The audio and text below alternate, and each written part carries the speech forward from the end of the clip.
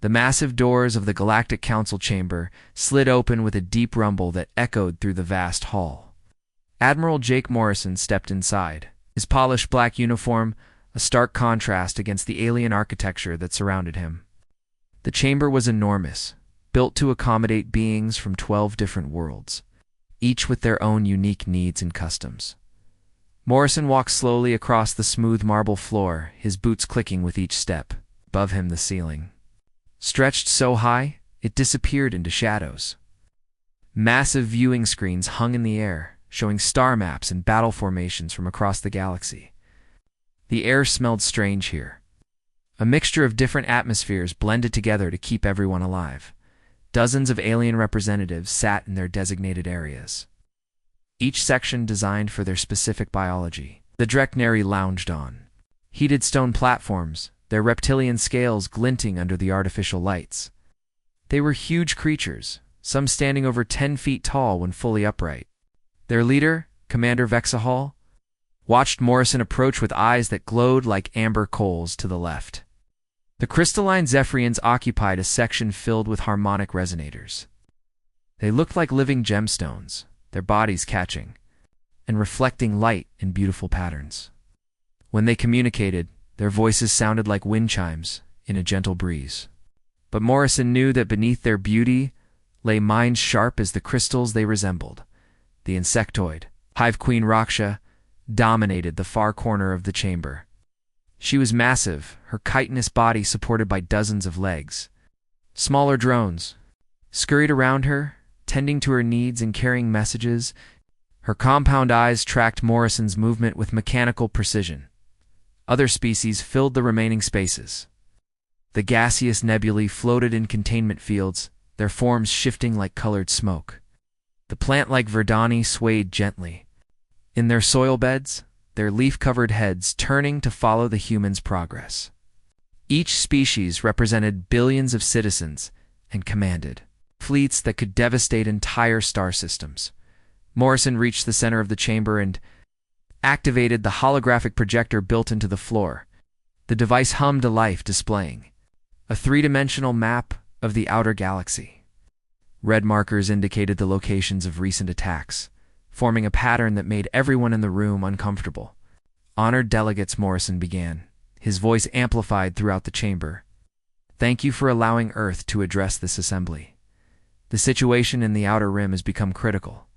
The Void Hunters have destroyed 17 colonies in the past month alone. A low murmur rippled through the assembled aliens. The Void Hunters were a mystery that had plagued the galaxy for over a year. They appeared without warning, destroyed everything in their path, and vanished just as quickly. No one knew where they came from or what they wanted. Morrison continued his presentation, highlighting the destroyed worlds on the holographic display. Intelligence suggests they're moving toward the core worlds. If current patterns hold, they'll reach the inner systems within 6 months. Commander Vexahol shifted on his platform, his massive form creating shadows that danced across the floor. We are aware of the threat, human, he said, his voice deep and rumbling like distant thunder. The question is what your small world proposes to do about it. Morrison took a deep breath. This was the moment he had been preparing for. Earth's requests permission to contribute our defense fleet to the combined galactic force being assembled to stop the Void Hunters. The silence that followed was deafening. For several seconds, no one made a sound. Then slowly, the laughter began. It started as a low chuckle from one of the Drekneri representatives. The sound spread through their section like a wave. The Zephyrians began their harmonic laughter, creating a sound like thousands of tiny bells, ringing at once. Even the normally serious Hive Queen Raksha clicked her mandibles in what passed for amusement among her species. Commander Vexahol stood to his full height, towering over the chamber. Your defense fleet? He asked, his voice filled with barely contained mirth. Human, your entire contribution would be what? 15 ships? 20 at most? 15 ships, Morrison confirmed, keeping his voice steady despite the humiliation burning in his chest. The laughter grew louder. One of the nebulae delegates spoke through their translation device, their voice sounding like wind through a tunnel. Our smallest patrol group contains more vessels than your entire fleet. A Verdani representative swayed forward, their leaves rustling with what Morrison recognized as their version of laughter. Perhaps they could serve as emergency shuttles when real ships need evacuation. Morrison's aide, Captain Lisa Hayes, stood beside him, with her hands clenched into fists. She had served in the Terran Defense Force for 15 years and had never felt so insulted. The human ships might be smaller, but they were marvels of engineering. Every system had been designed for maximum efficiency. Every weapon had been tested and refined through countless simulations. But size was all that mattered here. The Drachnary dreadnoughts stretched for kilometers, bristling with weapons that could crack planets. The Zephyrian crystal ships were living works of art, their faceted hulls capable of channeling energy in ways that defied physics. Even the smallest alien vessels dwarfed humanity's largest battleships. "Commander?" Vexahol gestured toward the holographic display where the fleet compositions were shown to scale. The human ships appeared as tiny dots next to the massive alien vessels. "Look at this," he said, his voice booming through the chamber. "We bring ships that can house entire cities. You bring toys?" The Hive Queen's drones scurried excitedly around her massive form. "Perhaps the humans could serve as scouts," she suggested, her translated voice crackling through the speakers. "Their small ships might be useful for reconnaissance, while the real fleet engages the enemy." Morrison felt the weight of every eye in the chamber upon him. Representatives from worlds he had never heard of were discussing humanity's military might as if they were debating the usefulness of ancient sailing ships in an age of starfighters, but he had not come this far to give up. Earth's survival depended on being part of this alliance. The Void Hunters would eventually reach human space, and when they did, 15 ships would not be enough to stop them alone. "Our ships may be small," Morrison said, raising his voice above the continuing murmurs of amusement, "but they are efficient. We have studied the Void Hunter attack patterns extensively. Our tactical analysis suggests tactical analysis." Commander Vexahol interrupted, his laughter shaking the chamber walls. "Human, your species has been in space for barely 2 centuries. We have been fighting wars among the stars for millennia." The insult hung in the air like a physical presence. Morrison felt his jaw tighten, but he maintained his composure. Nevertheless, Earth requests to contribute to the defense effort. The Galactic Council's prime speaker, an ancient being whose species Morrison could not identify, finally spoke. Their voice was old and tired, carrying the weight of countless decisions. "The human request is noted and accepted. Your fleet will be assigned to rearguard duties in Sector 7. Sector 7. Morrison knew the designation well. It was the galactic equivalent of being sent to guard the supply depot while everyone else fought the real war. It was a polite way of keeping humanity out of the way while the serious military powers handled the threat. "Thank you, Morrison," said, though the words tasted bitter in his mouth. As the assembly began to disperse, Morrison heard the continued laughter and comments from the alien delegates.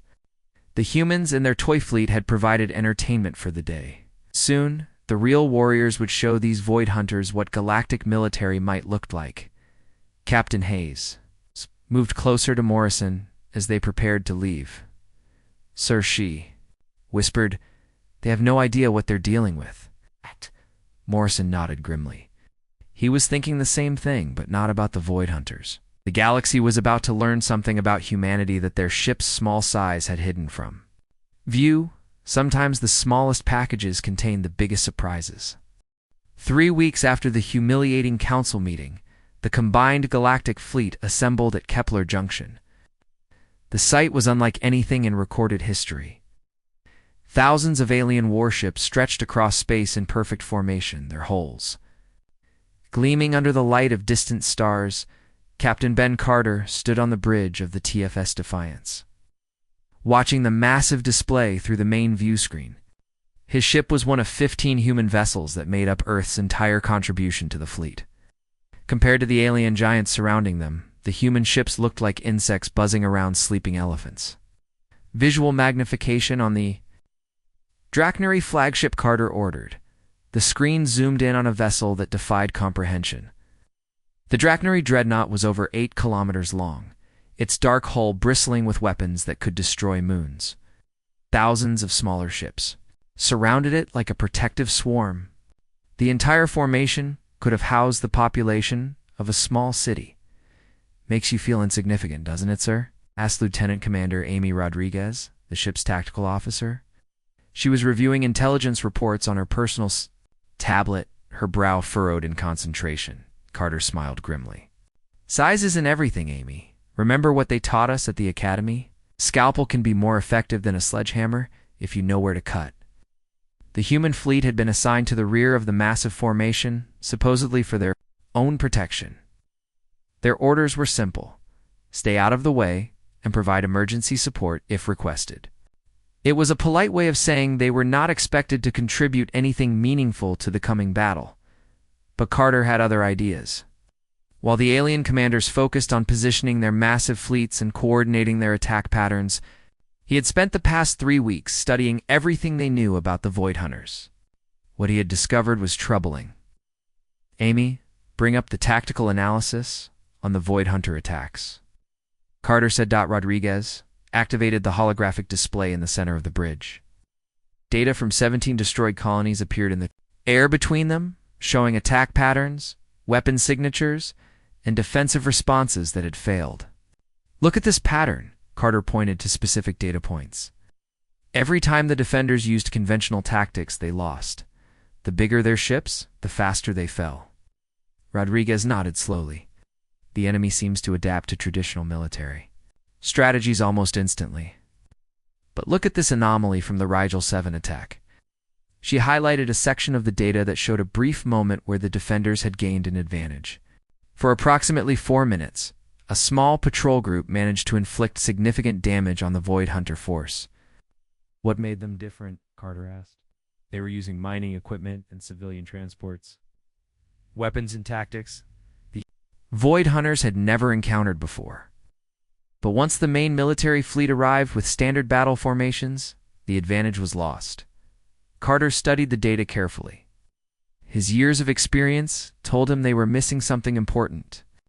The other alien species saw the Void Hunters as just another enemy to be crushed with superior firepower. But humans had learned long ago that the best way to defeat an adaptive enemy was to be even more adaptive yourself. Across the fleet, other human captains were reaching similar conclusions. Captain Nina Brooks aboard the TFS Ranger had noticed that Void Hunter attacks always targeted the largest, most heavily armed ships first. Captain Kelly Walsh on the TFS Phoenix had identified patterns in their movement that suggested they relied heavily on predictive algorithms. The human ships maintained constant communication with each other, sharing observations and theories. Unlike the rigid command structures of the alien fleets, the humans operated with a flexibility that allowed rapid information sharing and tactical adjustments. Captain Rodriguez said, interrupting Carter's thoughts. We're receiving a priority transmission from Fleet Command. The main screen flickered, showing the bridge of the Draconary flagship. Commander Vexhall filled most of the frame, his reptilian features set in an expression of barely controlled excitement. Attention all vessels, Vexhall announced. Long-range sensors have detected Void Hunter scout ships in the outer spiral region. This is our chance to engage them before they can retreat and warn their main force. Carter watched as the massive alien fleets began to move. The sight was impressive but also concerning. Thousands of ships advancing in perfect formation, their movements coordinated but predictable. Every species followed the same basic strategy: overwhelming firepower delivered. Through conventional tactics? Sir, Rodriguez said quietly, should we follow formation? Carter considered the question carefully. Their orders were to maintain position in the rear guard, but something about this situation felt wrong. The Void Hunters were too smart too. Send scouts without a purpose. This felt like a trap. Negative, Carter decided. Signal the other human ships. We maintain stealth protocols and keep our distance. I want full sensor sweeps of the area, but stay passive. No active scanning. Alien commanders won't like that, sir, Rodriguez warned. The alien commanders think we're flying toys, Carter replied. Let them focus on their grand battle. We'll watch and learn. The human ships quietly activated their advanced stealth systems. It's technology that made them nearly invisible to most sensors. While the alien fleets thundered forward with all the subtlety of a planetary collision, the 15 human vessels slipped through space like ghosts. Lieutenant Sam Parker, the communications officer, monitored fleet channels as the alien commanders coordinated their attack. The confidence in their voices was absolute. They had faced countless enemies over the millennia and crushed them all with superior technology and numbers. But Carter remembered something his old instructor had told him during his academy days. Pride comes before the fall. The bigger they are, the harder they hit the ground. The first contact came sooner than anyone expected. Advanced scouts from the alien fleet reported enemy vessels on the edge of sensor range.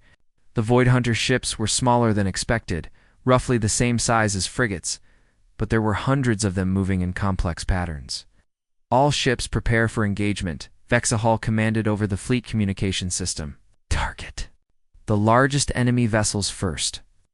Standard attack formation Alpha. Carter watched through long-range sensors as the alien fleet approached the Void Hunter force. Something was wrong with the tactical picture. The enemy ships were not retreating, as expected. Instead, they seemed to be drawing the galactic fleet into a specific area of space.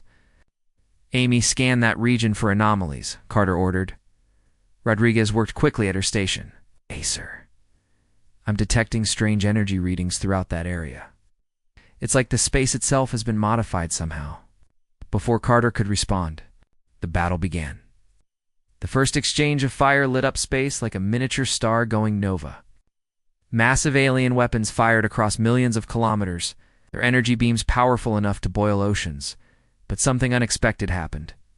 The Void Hunter ships did not behave like any enemy the galactic forces had encountered before. Instead of meeting force with force, they scattered and regrouped in seconds. Their weapons seemed to adapt to each attack, becoming more effective with every exchange. Within minutes, it became clear that the battle was not going as planned.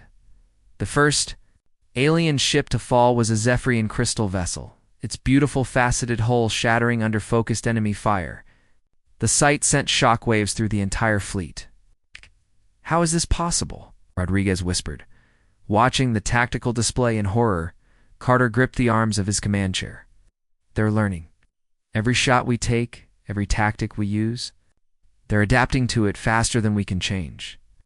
The realization hit him like a physical blow. The Void Hunters were not just another enemy to be defeated with superior firepower. They were something far more dangerous. An adaptive intelligence that grew stronger with every battle, and the alien commanders, with all their pride and conventional wisdom, were walking straight into a trap that would destroy them all. Rodriguez said urgently, "Should we warn them?" Carter watched as another alien ship exploded in the distance. They wouldn't listen even if we tried, but start recording everything. If we survive this, we're going to need that data. The battle that would change the galaxy forever had begun, and humanity's tiny fleet was about to become the key to survival. The battle was going terribly wrong. Admiral Jake Morrison watched from the bridge of the TFS Independence as ship after ship vanished from the tactical display. Each blinking light that disappeared represented thousands of alien lives lost to the Void Hunters' adaptive weapons. "Sir, we've lost contact with the Zephyrian 3rd Squadron," reported Communications Officer Lieutenant Paul Davis. His voice was tense as more distress signals flooded the communication channels.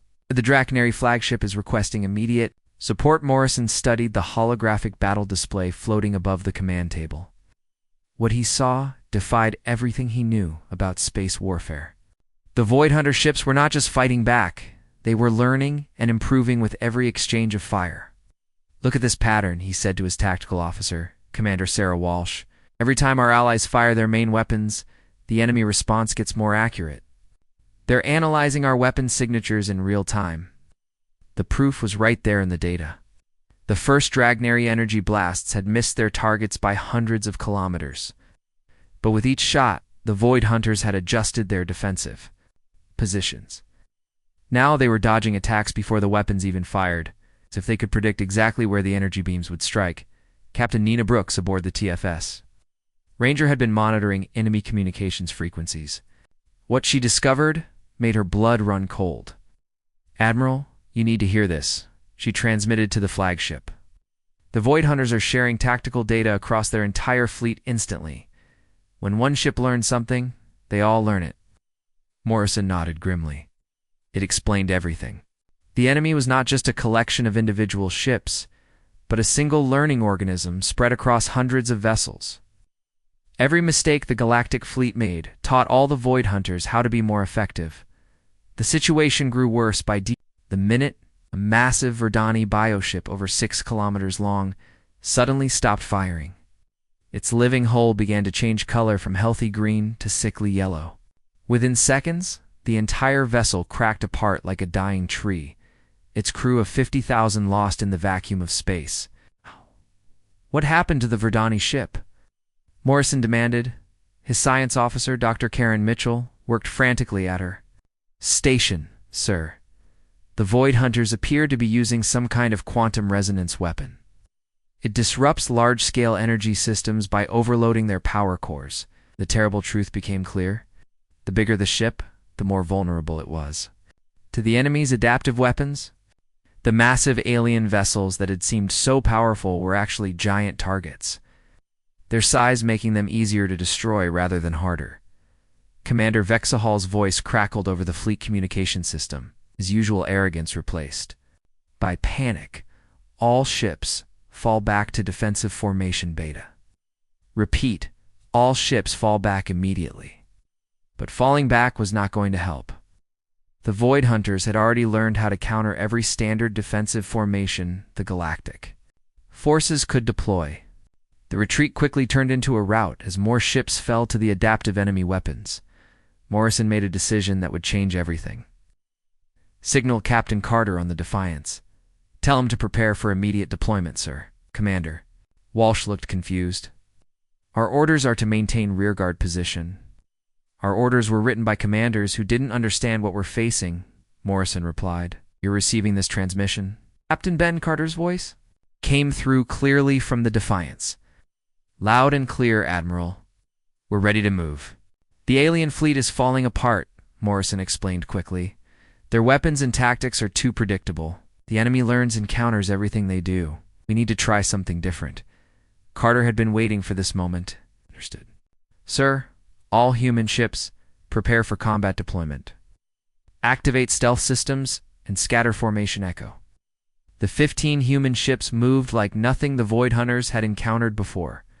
Unlike the massive alien vessels that advanced in predictable formations, the human ships darted through space individually, each following a different route to the battle zone. Lieutenant Commander Amy Rodriguez aboard the Defiance monitored. "The enemy responds." "Sir, the Void Hunters are trying to track us, but our stealth systems are confusing their sensors. They've never seen ships this small move this way." The human ships had been designed with a completely different philosophy than their alien counterparts. Where other species built bigger and more powerful vessels, humans had focused on speed, stealth, and adaptability. Every system could be modified or reconfigured during battle. Every weapon could be adjusted to different frequencies and power levels, Captain. Kelly Walsh on the TFS Phoenix was the first to engage the enemy. Her ship dropped out of stealth directly behind a Void Hunter vessel and fired a concentrated burst from her particle cannons. The enemy ship's shields flared and collapsed, the hull buckling under the unexpected attack. But instead of following up with the same weapon, Walsh immediately switched to kinetic projectiles fired from her ship's railguns. The Void Hunters tried to adapt their defenses to the particle weapons, leaving them vulnerable to the completely different kinetic attack. "Direct hit," Walsh reported. "Enemy vessel destroyed. Switching to attack pattern Gamma." The key was never giving the enemy time to adapt. Captain Dan Wright aboard the TFS Retribution demonstrated this perfectly when he encountered a group of 3 Void Hunter ships. Instead of engaging them with conventional weapons, he used his ship's construction drones, normally used for repairs. As improvised missiles, the Void Hunters had no experience with such tactics. Their adaptive systems tried to counter energy weapons and kinetic projectiles, but they had never encountered weaponized repair drones before. All 3 enemy ships were destroyed before they could adjust their defenses. "This is incredible," Dr. Mitchell reported from the Independence. The human ships are achieving a 70% hit rate against targets that were dodging alien weapons with 90% efficiency. The reason was simple but profound. The alien species had been fighting wars the same way for thousands of years. Their tactics were sophisticated but predictable. The Void Hunters could analyze and counter them because they followed logical patterns. Human tactics were different. They were chaotic, improvised, and constantly changing. Captain Lisa Hayes on the TFS Valor demonstrated this when she used her ship's mining lasers to cut through an enemy vessel's hull, then launched her escape pods as decoys while attacking from a completely different angle. "The enemy is having trouble predicting our movements," reported Captain Nina Brooks from the Ranger. "Their adaptive systems work by analyzing patterns, but we're not following any patterns they can recognize." Admiral Morrison watched the tactical display with growing amazement. The 15 small human ships were not just surviving against an enemy that had destroyed hundreds of larger vessels, they were winning. Each successful attack taught the human crews new ways to confuse and outmaneuver their adaptive opponents. But the real breakthrough came when Lieutenant Sam Parker aboard the TFS Horizon made a crucial discovery. While monitoring Void Hunter communications, he noticed something important about their adaptive systems. Admiral Parker transmitted excitedly, "I've found a weakness in their learning ability. They can only process a limited number of variables at once. If we hit them with too many different tactics simultaneously, their systems overload." Morrison realized the implications immediately. All human ships implement Chaos Protocol 7. Randomize everything: weapons, attack patterns, approach vectors, target priorities. Make it impossible for them to predict what we'll do next. The result was devastating for the Void Hunters. Faced with 15 ships that changed tactics faster than their systems could adapt, their perfect learning ability became a liability. They spent so much processing power trying to counter the last human attack that they could not prepare for the next one. For the first time since the battle began, the tide was turning. A tiny human fleet had found a way to fight an adaptive enemy by being even more adaptive themselves. The galaxy was about to learn that, sometimes, the smallest ships carried the biggest surprises. The human fleet's success spread through the galactic forces like wildfire. Surviving alien commanders watched in amazement as the 15 small ships that had been dismissed as toys systematically dismantled Void Hunter formations that had destroyed their massive fleet's commander. Alex Stone aboard the TFS Vanguard is about to demonstrate why human ingenuity had become legendary throughout Earth's history. His ship had taken heavy damage from a Void Hunter plasma barrage, leaving his main weapons offline and his shields failing. Any other species would have considered the ship lost. But a logical response was to retreat and attempt repairs. But Commander Stone had grown up reading stories of human naval battles from centuries past, where desperate captains had turned merchant vessels into warships and fishing boats into military assets. Engineering, Stone called over the ship's communication system. "I need you to reroute power from the mining lasers to the main deflector array." His chief engineer, Lieutenant Janet Cooper, sounded confused. "Sir, the mining lasers aren't designed for combat. They're meant for asteroid processing." Oh. "Today they're weapons," Stone replied firmly.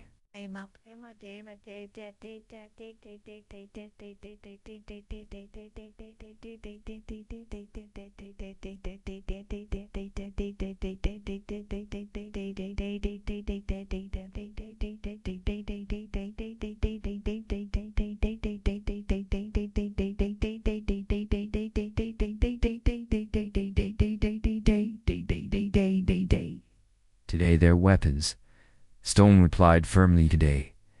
And while you're at it, by one state aid, tade, while what aid, quadded, quadded, quadded, quadded, quadded, quadded, quadded, quadded, quadded, dayad, quadded, why dad, quadded, a day dad, I why I die day, I trad, I die, I.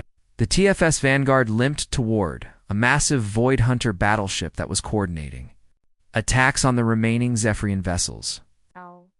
The enemy ship was easily 10 times larger than Stone's vessel. Oh, it's its hull bristling with weapons that could vaporize the human ship in seconds. But the Void Hunters had learned to expect certain types of attacks. Their adaptive systems were perfectly calibrated to counter military weapons, energy shields, and conventional tactics they had never encountered. Someone who would use industrial equipment as instruments of war. Stone's mining lasers were designed to cut through solid rock and metal asteroids. When focused on a single point of an enemy hull, they proved devastatingly effective. The low-powered but precisely controlled beams sliced through the Void Hunter ship's armor like a sword through paper. Direct hit on their main power coupling, reported his tactical officer. Enemy vessel is losing primary power. But Stone was not finished. His construction drones, normally used to repair battle damage, swarmed over the disabled enemy ship. Like mechanical insects, each drone carried tools designed to cut, weld, and manipulate metal structures, applied to an enemy vessel. These tools became instruments of destruction. The Void Hunter ship tried to adapt its defenses.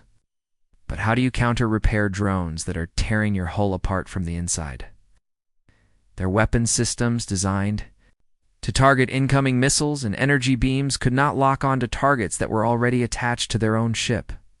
Within minutes, the massive enemy vessel was drifting powerless in space, its crew evacuating in escape pods. A ship that could have housed 50,000 beings had been defeated by one damaged human vessel using mining equipment and construction tools. Stone to all ships, the commander broadcast. Industrial equipment works. Pete. Industrial equipment is highly effective against adaptive defenses. The message was received and understood immediately. Captain Kelly Walsh aboard the TFS Phoenix had been holding back her ship's emergency repair welders. But now she saw their potential. When she encountered a formation of Void Hunter fighters, she used the welders' plasma torches to create a superheated gas cloud that the enemy ships could not navigate. The fighters tried to adapt their shields to handle the plasma. But Walsh had already switched tactics. She launched her ship's emergency supply pods, normally used to deliver food and medicine to damaged vessels. But these pods had been hastily converted into kinetic projectiles filled with industrial adhesive. The Void Hunter fighters found themselves covered in a substance that hardened instantly in space, jamming their weapon systems and engine exhausts.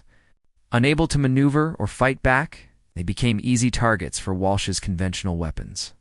Meanwhile, Captain Dan Wright on the TFS Retribution was facing his own desperate situation. 3 Void Hunter ships had surrounded his vessel, and their combined firepower was overwhelming his defenses. The shields were down to 12%, and his main engines were failing. Wright had served in the Terran Merchant Marine before joining the military. He knew that sometimes the most effective weapon was not the most powerful one, but the most unexpected. His ship carried emergency beacon pods designed to guide rescue ships to stranded vessels. Launch all beacon pods, Wright ordered. Dispersal pattern. His crew looked at him in confusion, but they followed orders. Dozens of small beacon pods scattered around the enemy ships, each one broadcasting emergency signals on multiple frequencies. The Void Hunter ships immediately tried to jam the signals, assuming they were some kind of communication system. The beacons were designed to be unjammable, their signals bouncing off every piece of metal and creating a complex web of overlapping transmissions. The result was electromagnetic chaos. The Void Hunter ships found their sensors overwhelmed by dozens of conflicting signals. Their targeting systems could not lock onto Wright's ship through the electronic noise, and their adaptive systems crashed, trying to process too much contradictory data at once. Wright used the confusion to escape and regroup, but more importantly, he had discovered another weakness in the enemy's adaptive systems. They could learn to counter known tactics, but they struggled when faced with equipment being used in ways it was never designed for. The revelation changed everything. Captain Lisa Hayes on the TFS Valor began using her ship's atmospheric processors as makeshift chemical weapons, creating toxic gas clouds that the Void Hunters had no defenses against. Captain Nina Brooks on the TFS Ranger turned her water recycling systems into ice cannons, firing frozen projectiles that shattered on impact and created debris fields that confused enemy sensors. Each improvised tactic worked because the Void Hunters had never encountered anything like it. Their adaptive systems were designed to counter military technology, not the creative misuse of civilian equipment by desperate humans. Admiral Morrison watched the battle unfold from the Independence. With growing pride and amazement, status report from all human vessels, he requested. The responses came in one by one. Despite being outnumbered hundreds to one, the human fleet was not just surviving, they were thriving. Every ship reported successful engagements using improvised tactics that the enemy could not counter. But the most important development was happening among the surviving alien ships. Instead of continuing their failed conventional attacks, some alien commanders began to study human tactics and adapt them to their own vessels. A damaged Drachnary cruiser, its main weapons destroyed, began using its industrial fabricators to create improvised projectiles. A Verdani bioship started using its plant growth systems to create organic weapons that the Void Hunters had never encountered. This is Commander Vexvel of the Drachnary vessel Thunderclaw, came a transmission to the human fleet. We request tactical coordination with human forces. Your methods are proving highly effective. For the first time in the battle, alien and human ships began working together as equals. The humans shared their improvisational tactics while the aliens provided firepower and resources that the smaller human ships lacked. Lieutenant Sam Parker aboard the TFS Horizon made the final breakthrough when he realized that the human approach to warfare could be systematized and taught to others. Admiral, he reported, I'm uploading a tactical database to all Allied ships. It contains guidelines for improvised weapons and unconventional tactics. The database spread through the combined fleet like a virus, but a beneficial one. Alien crews, who had been trained for centuries in conventional warfare, suddenly found themselves thinking like humans, creative, adaptive, and unpredictable. The Void Hunters, faced with an entire fleet that was now thinking and fighting like humans, began to retreat for the first time since the battle started. Their perfect adaptive systems designed to counter logical military tactics could not handle an enemy that refused to follow any logical patterns. The tide had completely turned. The tiny human fleet had not just saved themselves, they had saved the entire Galactic Alliance by teaching everyone how to fight an adaptive enemy, by being even more adaptive than they were. The galaxy was learning that in warfare, sometimes the best strategy was to have no strategy at all. The final battle took place 3 days later in the Andromeda Nebula, where long-range scouts had detected the main Void Hunter fleet preparing for their assault on the galactic core worlds. What remained of the combined galactic forces gathered at the nebula's edge, their numbers reduced to less than half their original strength. Admiral Jake Morrison stood on the bridge of the TFS Independence, studying the tactical display that showed the enemy formation. The Void Hunter fleet was massive, containing over 2,000 ships of various sizes. They had positioned themselves within the nebula's dense gas clouds, using the natural interference to mask their exact numbers and positions. It's there. Last stand, Morrison said to his tactical officer, Commander Sarah Walsh. They know we've figured out how to fight them. Now they're trying to use the nebula to limit our tactical options. The surviving alien commanders had learned much from their defeats. Commander Vexahal, his pride wounded, but his respect for humans earned, had requested a joint planning session with the human fleet leaders.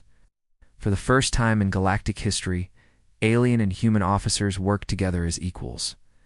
The nebula will interfere with our sensors, Bexal explained during the briefing, but it will also limit their ability to coordinate their adaptive responses. If we can separate their fleet into smaller groups, we can defeat them piece by piece. Captain Ben Carter of the TFS Defiance had spent the past 3 days analyzing every piece of data they had collected about Void Hunter tactics. Their adaptation system has one critical weakness, he explained. It requires communication between ships to share tactical data. If we can disrupt their communications while keeping ours intact, we can maintain our tactical advantage. The plan that emerged was ambitious and dangerous. The human ships with their superior stealth capabilities and smaller size, would penetrate deep into the nebula and locate the enemy command vessels. Meanwhile, the larger alien ships would engage the Void Hunter fleet from multiple directions, forcing them to split their attention. All human vessels prepare for stealth insertion, Morrison ordered. Remember, stay unpredictable. The moment they figure out our pattern, we lose our advantage. The 15 human ships entered the nebula like ghosts, their advanced stealth systems making them nearly invisible against the background radiation of the dense gas clouds. Captain Kelly Walsh aboard the TFS Phoenix led the first group, using the ship's specialized sensors to map safe passages through the interference. The nebula was beautiful and deadly. Swirling clouds of ionized gas created patterns of light that shifted like living art, but the same radiation that created the spectacular display could fry unshielded electronics and cook crews alive if they ventured too close to the high-energy zones. "Contact," reported Captain Nina Brooks from the TFS Ranger. "I've got multiple Void Hunter signatures bearing 27 Mark IV. They're using the gas clouds as cover, but their engine emissions are still detectable." The human ships moved through the nebula with practiced precision, each captain using skills learned from decades of navigating dangerous space.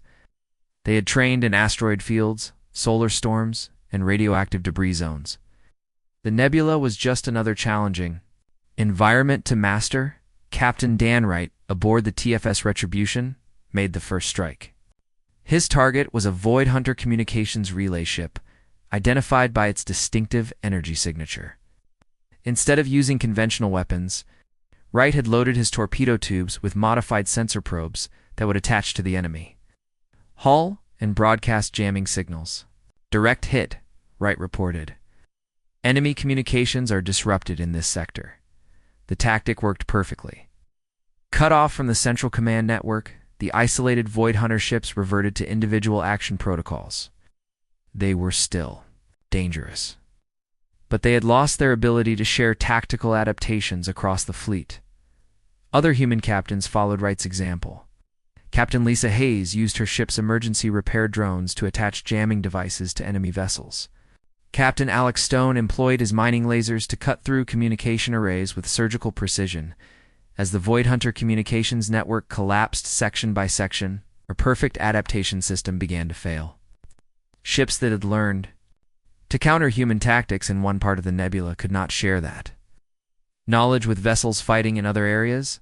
The main battle erupted when the alien fleets engaged the enemy from 3 different directions, but this time the galactic forces fought with human-inspired tactics. Draknari ships used their industrial fabricators to create swarms of improvised missiles. Zephyrian vessels channeled their energy through modified harmonic resonators to create weapons the Void Hunters had never encountered.